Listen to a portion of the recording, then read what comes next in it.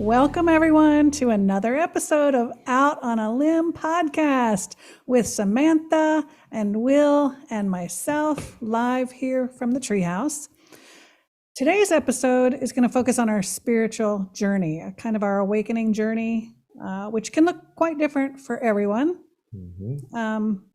Some can be convoluted, some are straight and to the point, all kinds. Mm-hmm. So we're going to talk about perhaps some of the pitfalls that maybe we encountered, maybe some things that supported us along our journey, and just sort of what we've learned. Okay. Sounds good. You want to start? First? Sure. Yeah, why don't you start? All right. And maybe talk to the crowd. Talk to them out there in Wonderland. Where did it start? My God. The true awakening really took place around 2015, 16. I think in a previous episode, we kind of briefly touched on it and the different aspects of it. I'm not going to go into too much of that detail, but, I can really honestly say a lot of that I had knowings of when I was a child. There was a lot of aspects of myself that now, knowing what I know, I can honestly say, okay, yeah, I had deep intuition. I had, I'll say a deep sense of empathy for many, many people, and not from just the word empathy of, empathetic to someone's need. Yes. It was that heartfelt knowing before they would know, that type of thing. And the whole aspect of just, I guess, having an understanding that there was someone watching out over me. And I wasn't a religious person, so I never really was in church, but I just knew there was an aspect of someone greater that was watching over me, keeping me out of trouble. You could say maybe a guardian angel of sorts, but later on I came to find out who that was. But then, that really, all of that was put on hold after I joined the military, even though I probably used a lot of that information, or a lot of that. That would kind of drum it out of you for a while. It did. I knew how to meditate. I knew how to kind of find a Zen spot in stressful situations, but it was more second nature at that point, and I really didn't think about it. But it wasn't until 2015 and 16 when it really, I'll say, unlocked for me, and that was through the course of using Reiki and Allison practicing Reiki on me. And, from there, it wasn't this clear, even at that point, it wasn't a clear aha moment for me, right? It wasn't this. Not overnight. No, not overnight. But over the course of, I don't know, a year. Yeah. It was profound. Pretty much went from 0 to 180. Yeah. But it was, I guess to say, like some people will, I'll get into this a little bit further, but people mention, well, didn't you go through a dark night of the soul to get to this point? Didn't you have some sort of crisis to get to this point? And I'll tell you, that's been a struggle through this whole journey, even up to this point of, no, I haven't had that deep, cathartic release of, all my demons and all that stuff. Why do you call that a struggle? Why do you think that's a struggle? Because a dark night of the soul is a struggle. It is a struggle. But do you feel guilty that I feel guilty that I don't have one. That I didn't have one. Okay. Right? Because now we're clear. Right, because that's what everybody. Well, because you don't have anything to have a rapport with somebody. Right. Perhaps. So it's to open up those extrasensory perceptions. Absolutely. And many people believe that in order to, to be a profound or prophetic, thank you, healer, you have to go through this dark night of the soul aspect in order to really unlock the true nature of who you are. Yes and no. I think it just hones some of your abilities, but it certainly makes you compassionate and empathetic to others who are struggling like that. It does. But I don't think it's necessary any more than a counselor has to have gone through every crisis that it doesn't mean their you clients good have. point. Yeah, you don't have a deficit because you didn't go through that. But it is one of the struggles it was one of my struggles going through this process of of realizing, okay, mediumship ability kicks in, psychic ability kicks in, healer kicks in, the channeling kicks in, and all of these different abilities start to unlock. But yet inside of me, I still wonder, well, what do other people, and this is probably a bigger point for many practitioners, what do other people think of my gifts if I haven't been through some sort of crisis? Right? That's that a whole crisis nother- moment. And that could be a whole nother topic, episode, for right? sure. Or another topic. But So there's a lot more people who are opening up, awakening, whatever, who aren't going through all of that. So correct. And that, so I have buckets in my, in my arena that I put stuff in, and I put that into what I call my legacy bucket. There are certain things that, legacy teachings, legacy healings, all these things that have to be very specific. Yeah. Reiki was one of those, right? Reiki was one of those things where it had to be a certain way. It had to be down this line, and you had to follow this practitioner's way of doing it and doing it a certain way. But if you read the history of Reiki, you realize that it changed every time somebody else picked up the torch and moved with it. that's cool. All the way from Usui to William Rand. William Rand has changed it and made it his own of his own modalities. So that being said, same thing with mediumship and tarot card reading and all these different aspects. And this is just my belief, my way of looking at it, is that there was a time and a place for this legacy understanding of it has to be very strict and very rigid in one particular way. Things are evolving much quicker than that. Right. Things are Just a little. right, just a little. And so there's more fluidity in each aspect where you can blend several things together, bring them into your own healing modality, your own energetic practice, your own energetic understanding of what's taking place. And that's when we teach our Reiki classes, that's what we tell our students is, we're giving you the fundamentals, we're giving you the history, we're giving you the fundamentals, but it ultimately is your practice. It is how you will utilize Reiki for your own healing purposes. Excellent. And, when I teach my classes for mediumship, psychic, and energy work and stuff like that, I tell my students the same thing. I'm going to give you the basics of understanding it, but go out into the world and make it your own because things are changing. But getting back to that point of feeling like, I had to have some sort of a, energetic epiphany of a, dark night of the soul to become some, profound healer. So that is a legacy concept in your view. Right, exactly. And so it's one of the struggles I've had to go through. Kind of a myth. Yeah, exactly. Not And that it doesn't happen. not that it but doesn't happen. No, I have don't want to to. discount to me. it. Please, I'm not Right. trying to discount it because we know plenty of people that have had dark nights of the soul, and they're marvelous people. It's just that I haven't been through that. Right. And so, that's some of the struggles that we, for me, a hurdle to overcome. But in that, it's really, this whole journey, this whole spiritual journey is, and growth in it is really, just when I think it's been leveled off, it's hit a plateau. It's okay. I've learned about as much as I can learn. They're very sneaky like that. It's amazing. Yeah. It's amazing how universe will kick open not just one door, but about a half a dozen at one time and say, "All right, there you go." Hold my beer. Right.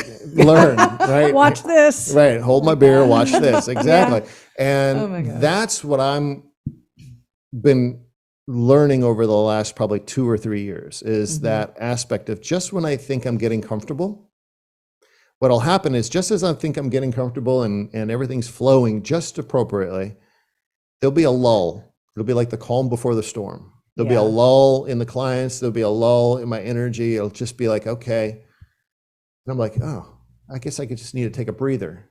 But when that breather's over, whoo, that's when it ramps right back up and things just explode. And you have to then readjust and kind of reacclimate to your own gifts and what has been amplified. Yeah, and I can then identify with that. yeah, and then then it'll happen again and it'll happen again. And that's the beauty, I think, for myself at least, in these coming years is that, I don't take anything for granted. I leave every available option open for whatever comes down the path, because I can't predict where my gifts are going. I can't predict where the energy is going. I can't predict what it's going to look like. Yeah. And it's more fun not to predict. Right. I'm just kind of along for the ride, right? Actually. But and in that I'm honing my skills. Yes. And so I don't know if that. Yeah. So in terms of your awakening journey, you were pretty much primed as a child, Yes. and maybe even into your teens, Yeah. for a later awakening that happened fairly quickly. The door was kicked Yeah. open pretty wide. And what Allison means by a later awakening, I was in my early 50s when it all started activating for me. So Was it late 40s? yeah, 2014-ish? I don't know. I can't do much. math. Don't ask me to do math right now. So good. Thank you Yeah. for sharing that. And so did you have a dark night of the soul? Yeah. Did you? Do you wish to share? You don't have to. No, it wasn't like, well, yeah. It's, I had, I was the kid, or, the friend in the group. I had a great imagination, like always just imagining, tended to be around horses and horseback riding and things like that, playing with model horses. But I had this huge imagination. And so I was caught daydreaming a lot and stuff. And into my teen years, I was that kid who, we could be drinking, walking down the road, and I would see this weed that had a flower growing out, and I would stop and be amazed by it. And my friends would look at me like, this is without smoking, okay? Right. They would look at me like, what the hell, And it's yeah. just, oh, that's just Sam, And so of course, when that whole sitcom series Friends came around, I was known as the Phoebe of the group. And anyway, I think I was born where every day is Christmas. I wake up, I'm excited, I'm What optimistic. a nice way to live. That's beautiful. It is. It's something where I just know something exciting is going to happen, and That's I'll lovely. make something be that exciting thing. I got to have this for dinner. I don't know. So I kind of just naturally operated that way, but I also recognize it didn't start from day one. I was a very kind of moody kid and stuff, and so it took a long time for me to adopt that way of looking at the world. But certainly when you set yourself up for that, you're putting yourself in that higher vibrational space For sure. naturally. So I guess for me, I'm trying to think when it all kind of really started to kick off, because I would have those occurrences where I would walk into like Barnes and Noble or whatever, and there would be one book in the metaphysical section that would be sitting out more than the others. And I'd just be like, wow, that's kind of cool. I just thought that stuff was really interesting, and I was curious about it.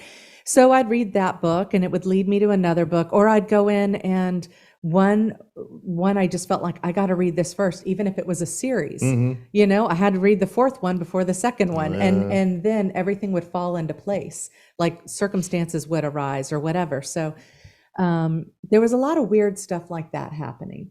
And I would go try to see Sylvia Brown, and I would listen to, what is it? Hay House stuff. She was part of that crowd. Yeah. Hay House was big on all of our awakenings, probably. Yeah. Yeah. So, Not mine.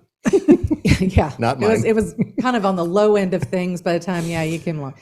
Yeah, So, sure. I was in, I can say this part, I was in an awful marriage, horrible marriage.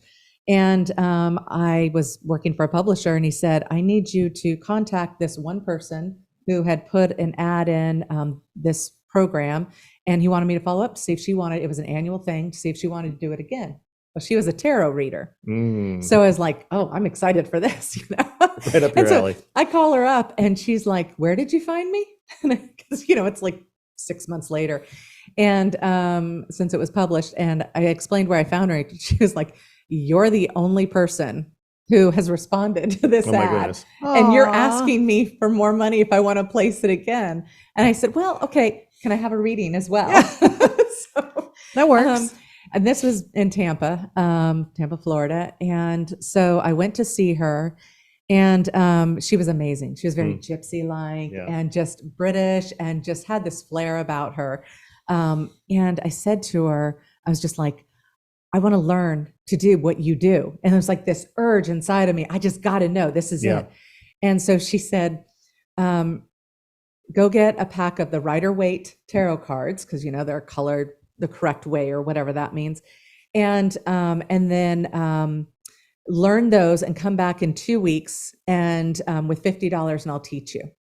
And I was like, I didn't know how I was getting $50 because at that point, like I said, bad marriage. It was, but I was like, I'm doing that. So I went out, I got the tarot deck.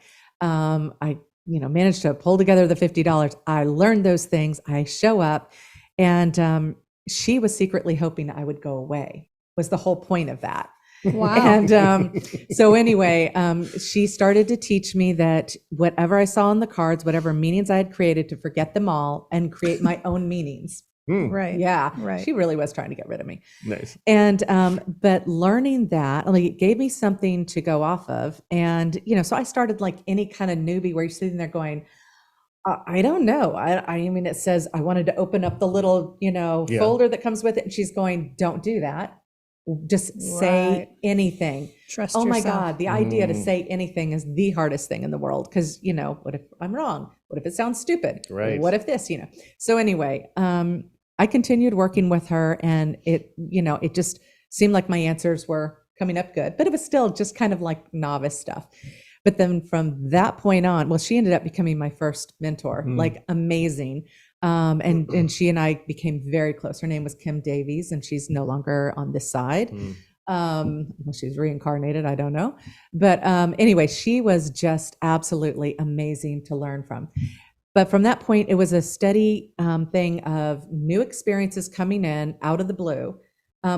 People who would come to me and say, oh, I'm a walk-in. And I'm like, what the hell is a walk-in? Right. So I'd learn what walk-ins are. Right. Or somebody's like, oh, I do this light healing. You want to find out what that's about? Well, sure. And then I find that I'm at a dojo in Atlanta and doing this stuff.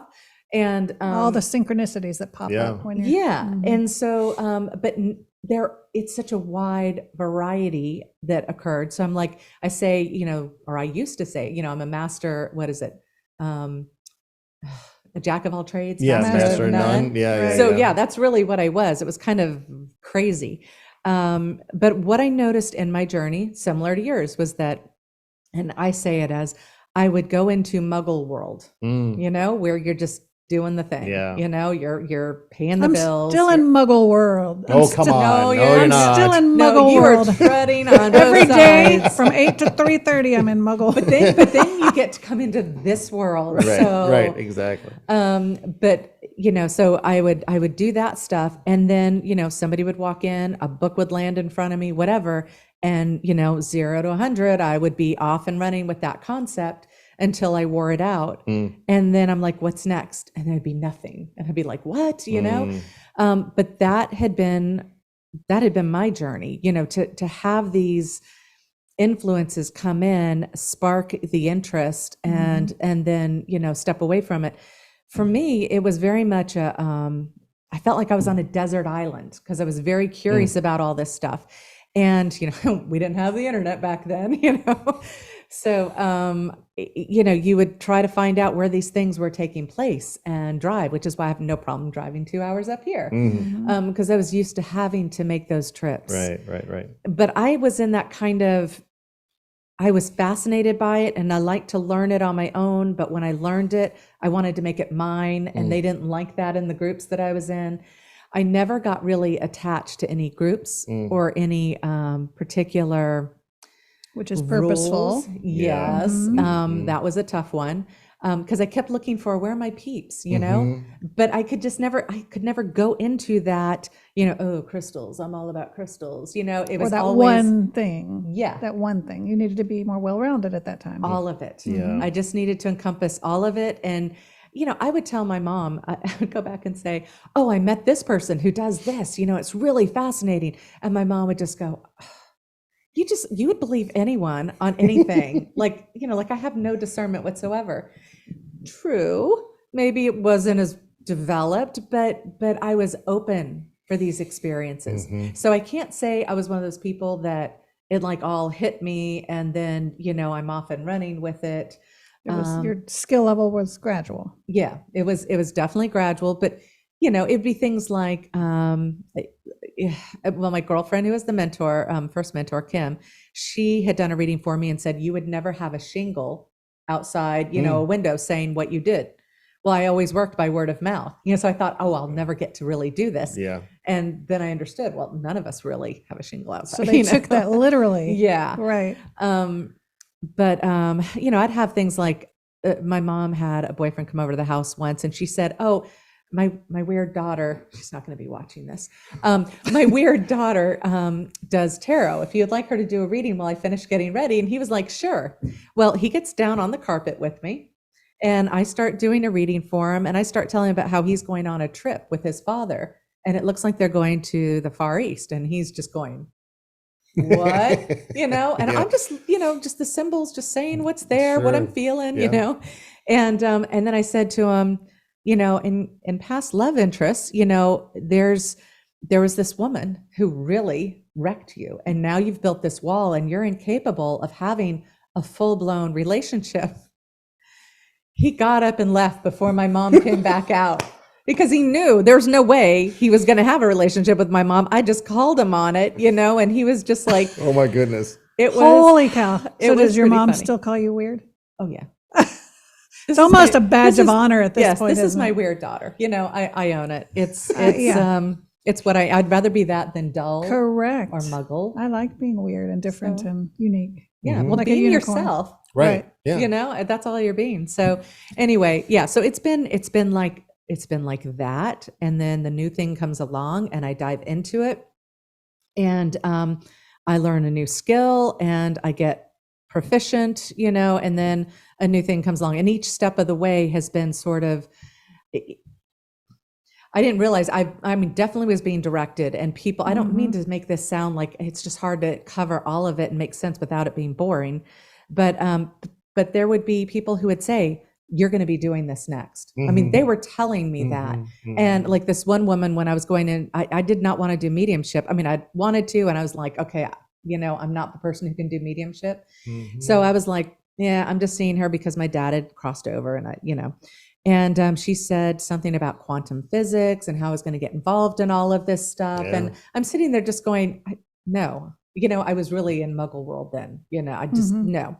And then 3-4 months later, I turn on the radio, which I rarely ever do. And I'm on an AM station, which I'm never on. And all of a sudden this guy starts talking about my big toe, my big theory of everything. Yeah. And he's talking about quantum physics. I'm like, who is this guy? I pull over the side of the road and I get chills, and I'm like, what is going on here? And I'm like, she said something about quantum physics, and then I'd get into mediumship. Oh, wow. And I thought, okay, I'll get into mediumship if there's someone who's offering mediumship classes on Saturdays for $100, Right. Real specific. All right, universe, hook it up. Yeah, right? They hooked it up. Yeah. They hooked it up. Yeah. And that's where my first introduction to all that. So it has been a process. And then of course you guys now, and I've said this before, where I introduce a concept and I say, I wonder about this. And you're like, well, why haven't you thought of doing this? Then all of a sudden I'm doing that. It's just like, it's pretty freaking cool. It's so fun. It is fun. It is but really tell me fun. Then, so in terms of your crisis, the crisis thing that sometimes propels us into our real purpose or puts us on speed dial to the real purpose. How did that marriage impact that? That's like, a what good question. Did you learn something, or did it send you in a different direction, or what was the outcome of all of that? Well, I mean, it took me down to the barest basics of being a human being. Like he was a narcissist, and so it took me down to the element of understanding the power that my brain had, because I could look at myself in the mirror and I'd feel my brain like splitting in two, like this whole, nope, you're going to be all happy about this, you're going to be fine. And then this side of me just dying. And so when I started to realize I really can create a whole different persona, and this could become permanent if I'm not careful.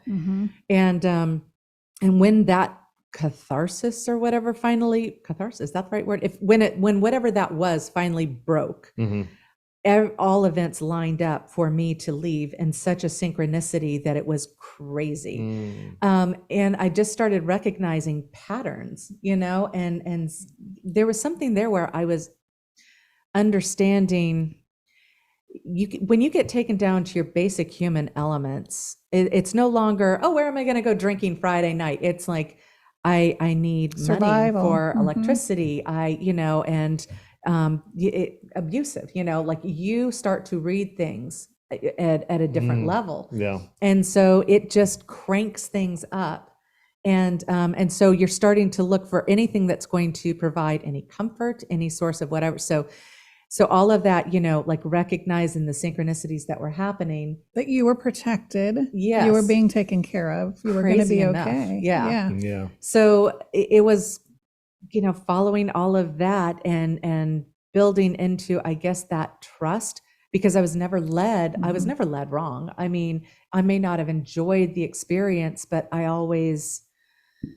don't know. I moved through it, and through that and the acceptance of it, it just felt like things were opening up. Of course, then I'd get slammed into Muggle world again. It was always that, okay, that's enough of that. You just need to cool your jets. You need to go through the next set of experiences. Okay, so I have a theory, a belief that, and this isn't for everyone, but I think that a lot of us that have come here to really open up and do this stuff, that we kind of, because we all come here to experience, right? Mm-hmm. And I think that we load heavy on the experiences, the growth and all that kind of stuff in our younger years, so that we fine tune, we become aware, we, have that awakening, and then we can become the sages, those that have had more knowledge or whatever, and things get a little bit calmer. It's not that it's perfect, but it's a little bit calmer, that we're able to, like, when I sit with clients, I'm just like, there's nothing you can't say to me that I don't have some introduction to, feel for, or whatever, so I don't know. Did I answer that question?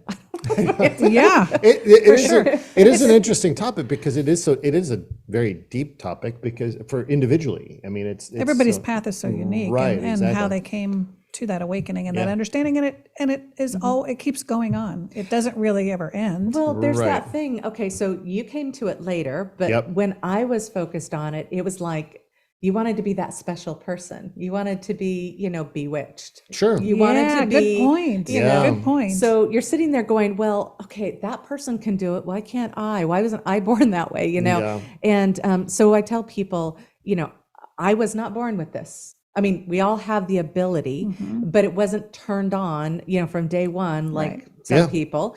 For me, it was, I worked my butt off to get there. And like sports players do that, it's like, and that I use that analogy quite a bit with a lot of my students, is that, if you're an athlete or a marathon runner or whatever it might be, you don't go just jump out of bed one day and decide, I'm going to go run a marathon, strap your shoes on and go run 26 miles or go climb Everest or whatever on the first run of it.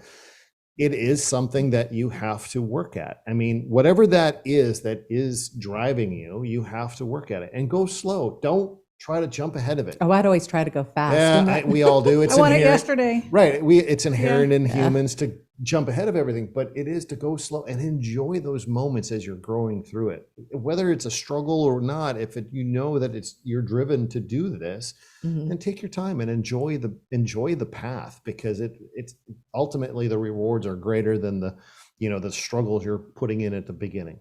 It is interesting, because I've had several students come through those classes that I've held that they're like, oh, I'm just here to support my friend. I don't believe in any of this stuff right now. They just wanted me to come along. Right. I'm just here to observe and just have a fun time. I'm like, okay, we'll see how fun this is in about 2 days when you get to actually practice some of the stuff we're learning. And they have some of the most miraculous. They're like, I didn't think I could do that. I didn't think I could. All these I didn't think I coulds, because I wasn't born with this. Okay. I check that out, because I'm like, okay, like you said, we're all born with it. It's there. Yeah.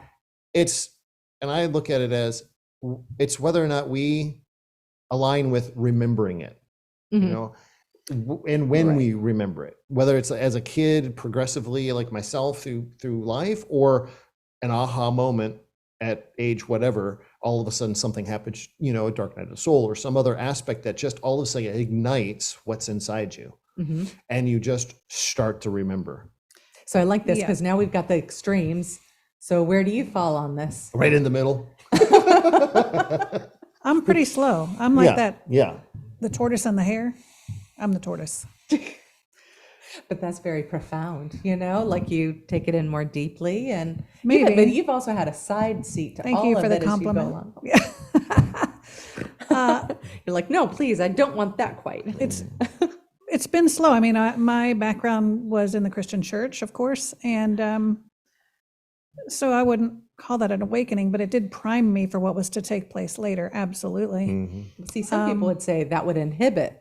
Right. But do you realize that? And you just said it primed you, which is so different. Because everybody's history primes them for what they're supposed to do, whether it is what we would classify as a negative experience or a positive, whatever box you're born into, whatever dysfunction or abuse or whatever the circumstance, or even a loving family or whatever your circumstances, there's a reason that you picked those parents and you picked that environment and you picked that experience.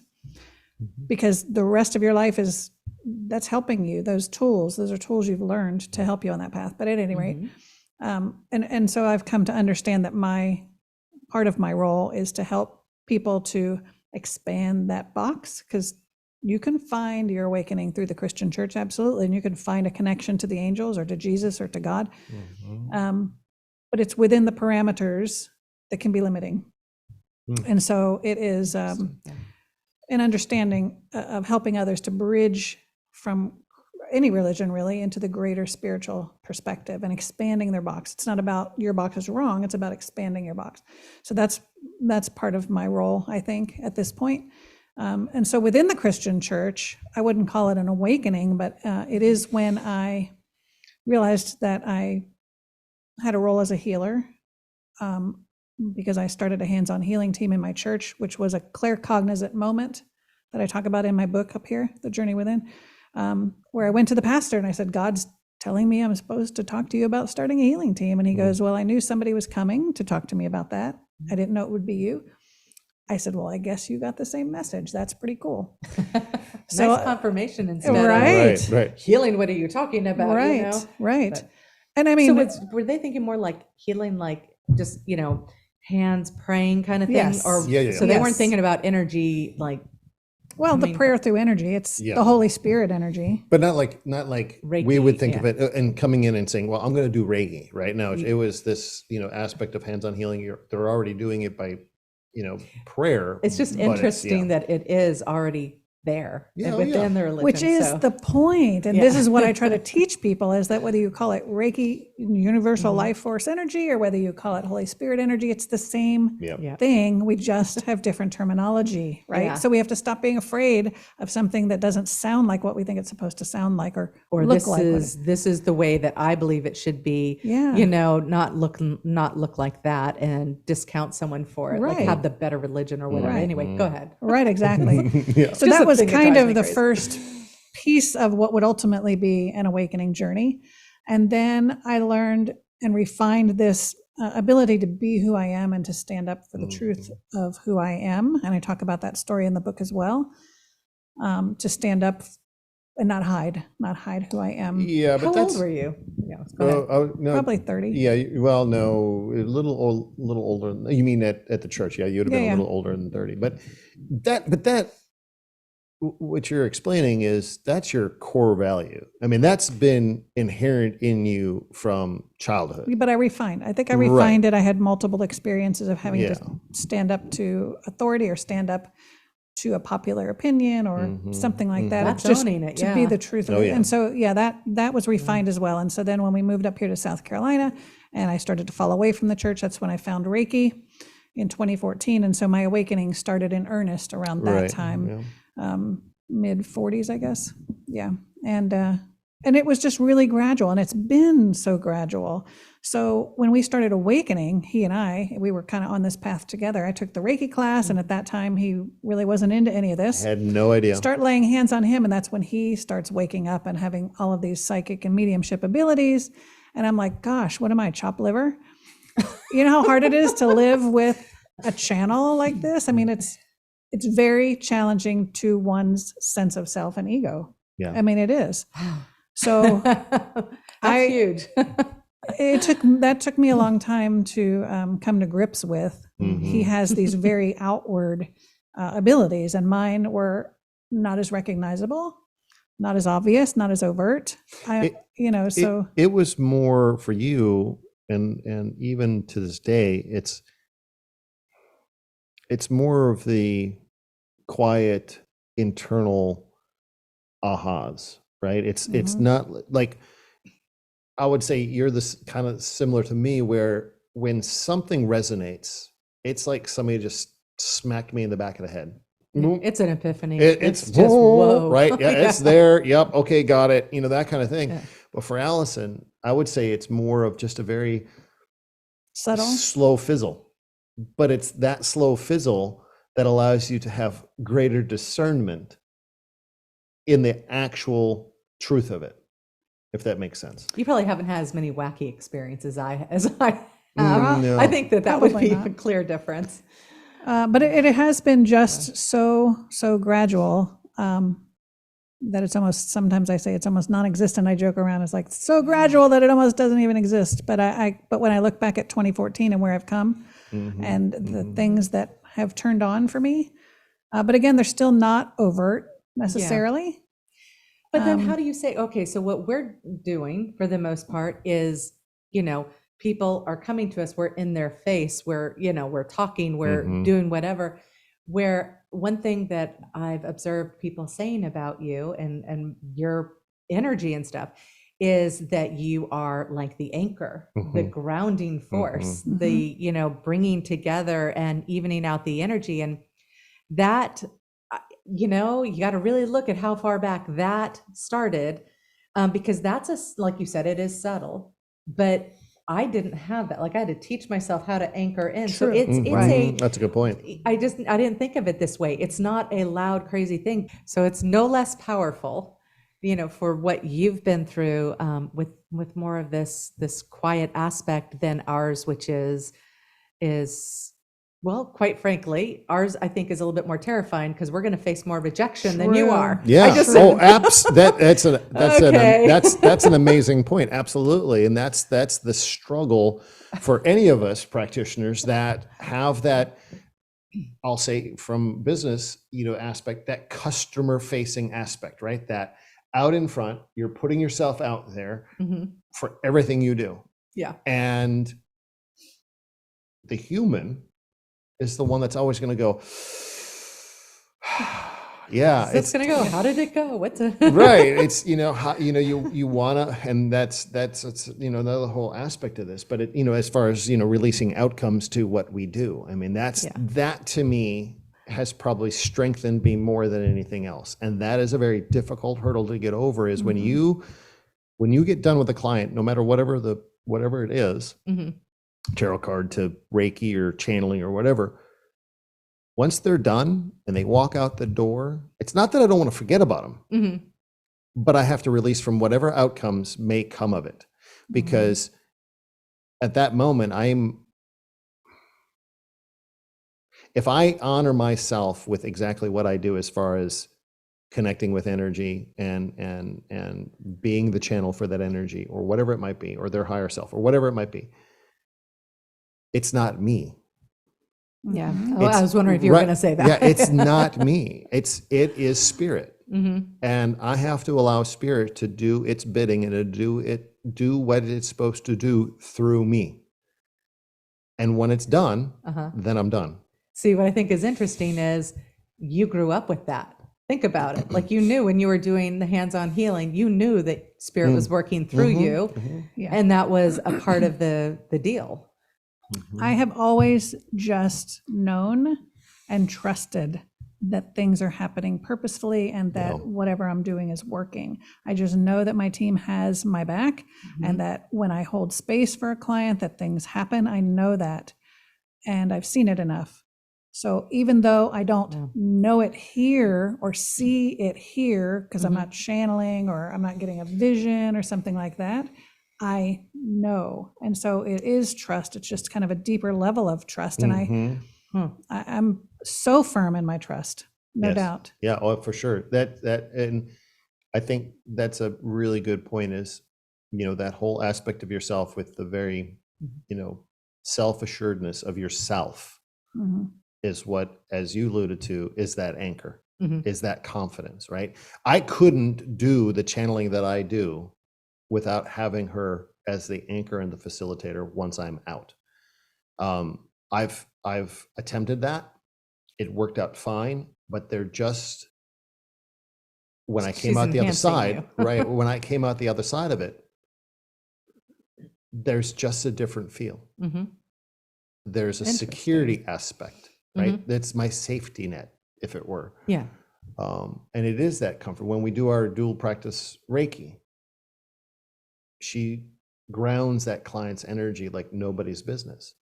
I know it. Which And makes it it's- so much easier Yeah. for you than to step in and do. Right. Yeah. See, I just think yours is just, it's as profound, it's just quieter. Right. It's not obvious, not overt. Right. Yeah. But when those moments happen, They're fun. They're fun. exactly. But it's so interesting because, as I do the BQH, the spiritual hypnosis, there are a lot of other practitioners that I'm in communication with who will kind of go in with their client and will see the same things that their client is seeing or That's what I do. know who's around and who to call on and what, I mean, by seeing it or whatever. And so I used to lament the fact that I wasn't like that and I didn't go in with them. But what occurred to me one day as we were doing a channeling or whatever we were doing, I thought to myself, if I did that, I wouldn't be effective. I wouldn't be effective. Not that the other practitioners are not, but I wouldn't be, because I do use this unique combination of my left and right brain to know how to ask questions. I intuitively know where to go with it, or, You're amazing. or Yeah. what a client needs to know, or how deep we need to go in this or that. And I do that with you when we Yeah. channel, and I do that with my clients. But there was one time when we started channeling the 12 for the book, that they told me that I was really the antenna. He wasn't the antenna in that case. He was just the mouthpiece just for the the mouthpiece. information. I was the It was antenna. amazing. That is really And so cool. as they started to come in, each one, as this new role I was taking on, and I could feel more of the energy, Yeah. I was getting kind of, See, isn't it fun? Aren't you glad you're getting to experience it now? but it occurred to me that if that happened all the time, I can't think Yeah. straight to ask the right questions. So it wouldn't work for us Yeah. if I did that along with you, then it's not helpful. The setup was the setup. Yeah, it's Yeah. purposeful. And so I thought that's why I need to appreciate who I am and my unique gifts. And my writing, is kind of left brain, but it's inspired. I know that it's inspired. Sometimes I'll write You're some. channeling when you write. Absolutely. Yeah. As quickly as you're able to, like, Absolutely. that's Yeah. how it comes out. And And then Once it starts, it's a train that cannot be stopped. I'm telling you, when I have to go a certain number of days without writing, I just, Yeah. but yeah, sometimes I'll write, like when I was doing weekly blog posts, and I would read it and I would start getting tears in my eyes reading my own words. And I'm like, that's cool. how weird, because I could feel spirit speaking through those words, because it was spirit that was writing those words. Yep. So it's, I appreciate my slow journey. Do you know how many people wish they could do that? Right. Like, because, now it's like, well, you're not an authority unless you've written a book. You must write a book, and so everyone out there is trying to write books, and here you're just going, oh, this has hit me. What's Right. next? What's Yeah. next? Yeah. There's Exactly. a thing there. So I have a question, and a little bit off your journey, but because I was thinking, here you've had this experience where, Will just takes off like crazy, and you're sitting there going, what the hell? And so what is it like? I did say that a couple times. Or what the? Right. So what is it like when you guys are in a Reiki session, you're teaching students, and, you have that person come in going, oh, I want to learn this. I'm so excited. And the other people are coming, there's always that one in the crowd that's just kind of like, yeah, I came here with a friend. I don't really know about this, and all of a sudden they start taking off.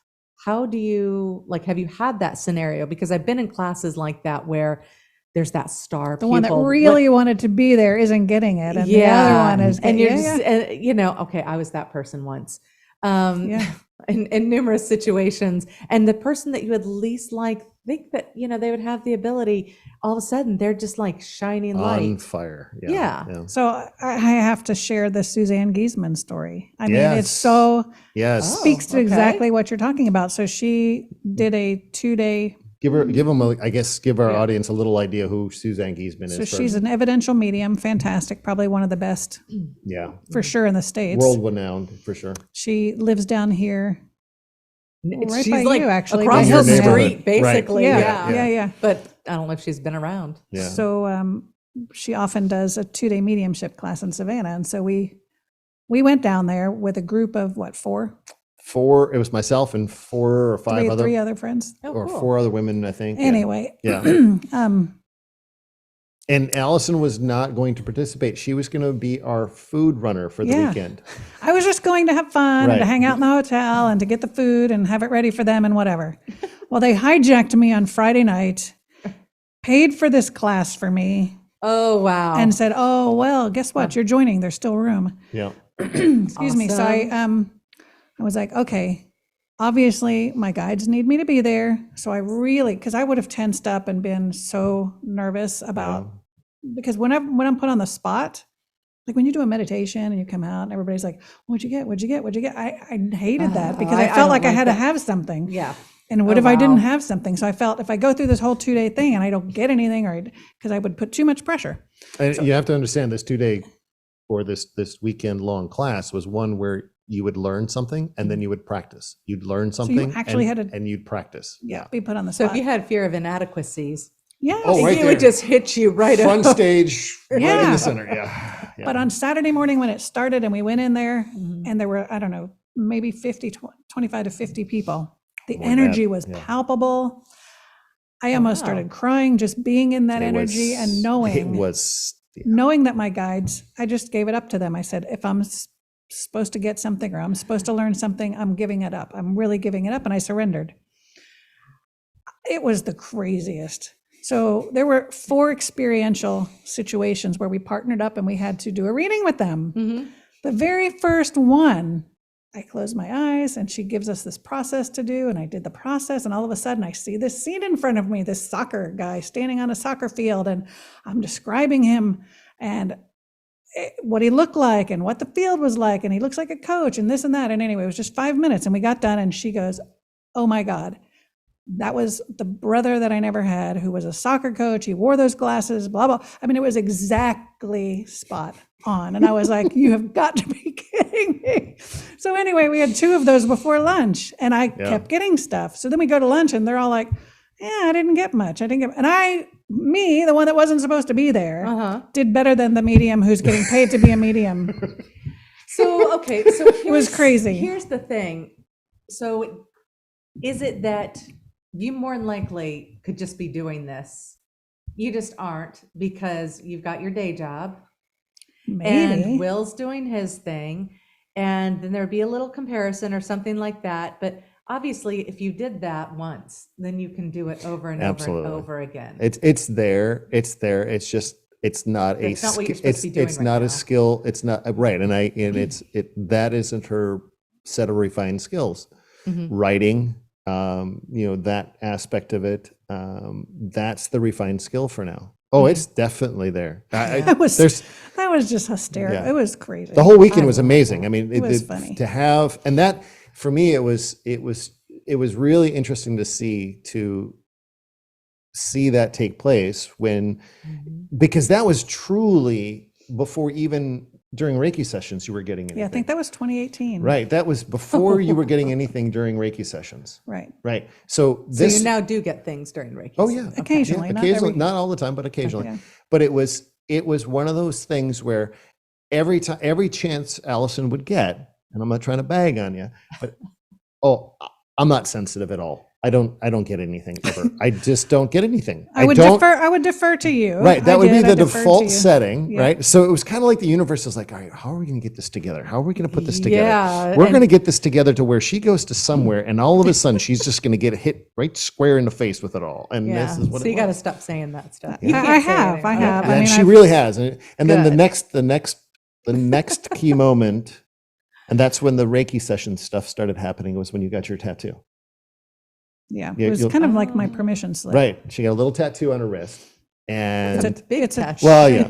Like, I love it. It is What a channeled light language symbol that a girl did for me from, I think she lives in Portugal. Yeah, That Portugal. is gorgeous. Yeah. It's really neat. Yep. It's really neat. I never thought I'd get a tattoo because I didn't know what I'd want on my body forever. I'm thinking I go to Las But Vegas then- and I get a cat. You know? Right, right. Okay, or slight Tweety. difference. But There's- you got that on the Saturday, and Sunday we had a Reiki session, Mhm. and it was.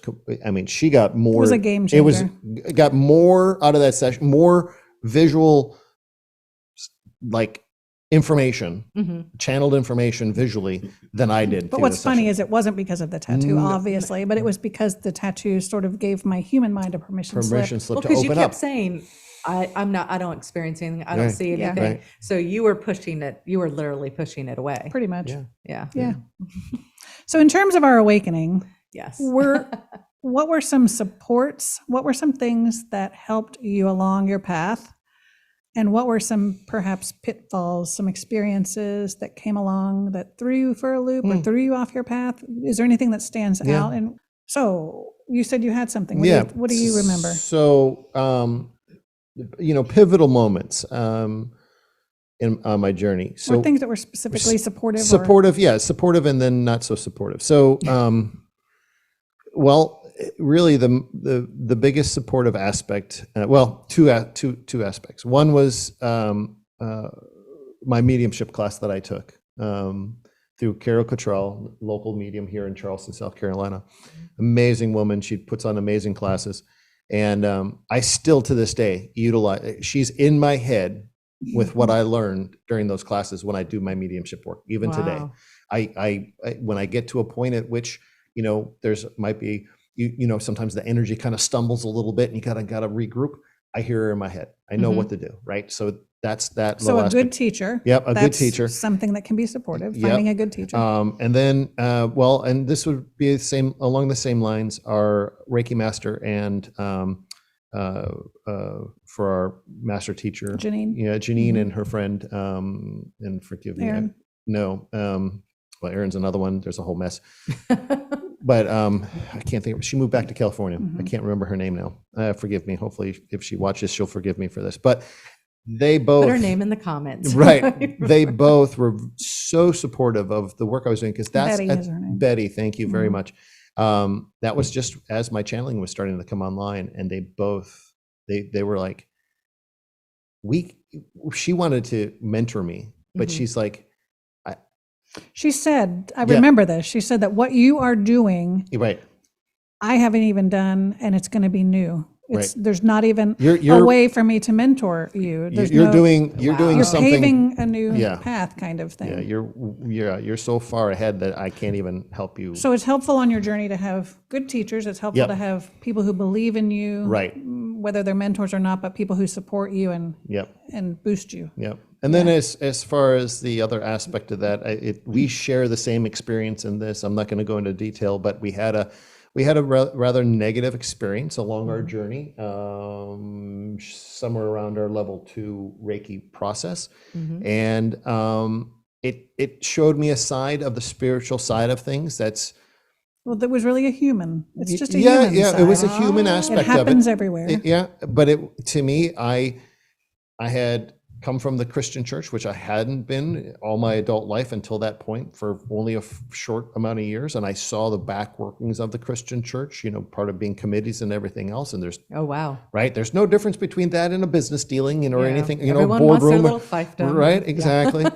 Well, this was very similar. This experience was very similar. And at that point, I was like, I don't want anything to do with this spiritual life because this is no different. people act like if that, people yeah. act like Yeah. this, Wow. then I don't want anything to do with it. But people are people. But people are right. So again, So using caution and discernment and in then choosing who to work with, Yep, right? and then going back to those individuals that we had built a good relationship with, and I like to say, they talked me out of the Yeah, tree, they did. right? Yeah, they they did. brought me out of the tree and put me back on the ground in one piece and said, move forth and do good things, right? So, Yeah. right. So, yeah. So what were some of your supports along the way? Well, it's kind of a oxymoron kind of support because for me, I didn't have support. I was totally on my own, just kind of adrift. And so I had the synchronicities, I had the nudges. So I got finally attuned to listening to those nudges because whenever I did, it was really cool stuff. Awesome. So that was more along my path. And whenever I got attached to any one group, that whole human side would come out, the ugly side, the controlling side. And invariably I would be on my own again. So it became, a very personal, just very lonely journey, where I didn't have many people to talk to about, this, just all these thoughts coming up in my head. And, of course my family wasn't into it. I have one friend, which I will mention here.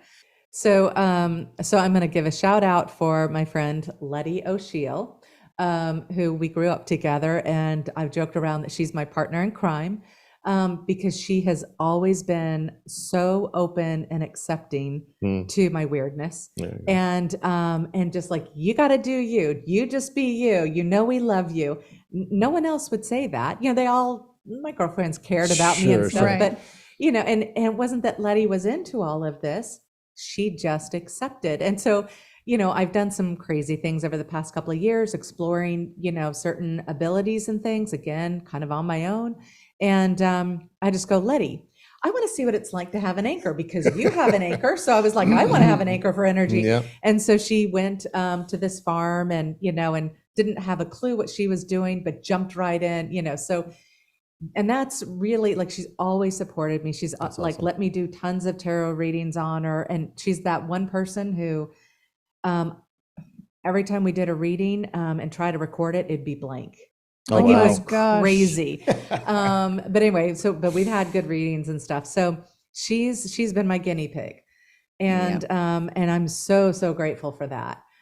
Guinea pigs are important. Yes. They are. On this journey. Get yourself a guinea pig. Yeah, and it's not easy to get a guinea pig. I mean, people are just like, I don't know what you're doing. And then you have to be able to trust them. Sure. That they're not going to make fun of you because you feel pretty silly. Yeah. But anyway, so the majority of the time I have done it alone. I've had to exercise discernment.